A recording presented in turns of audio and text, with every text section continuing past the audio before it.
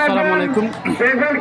হবিগঞ্জ জেলার বানিয়াচং উপজেলার 14 নং মুরাদপুর ইউনিয়নের প্রতি বছরের ন্যায় এবারও ইঞ্জিন চালিত নৌকা বাইচ শুরু হয়ে গেছে। দেখা যাক দুইটি নৌকা ধেয়ে আসছে, কে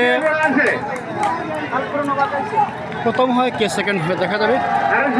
কালো ধোঁয়া ছেড়ে দুইটি নৌকা চলে আসছে,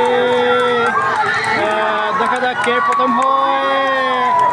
লাল লাল লাল শার্ট পরা পরিহিত প্রথম হয়েছে।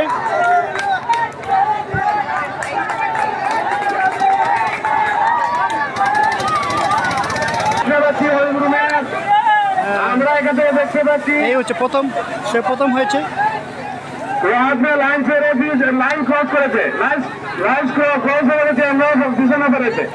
আজকের খেলা প্রথম রাউন্ডে চলে গেছে মোহাম্মদ ওহিবুর মিয়া। এর বারে তো রহমতপুরের ওহিবুর মিয়ার নৌকা প্রথম হয়েছে।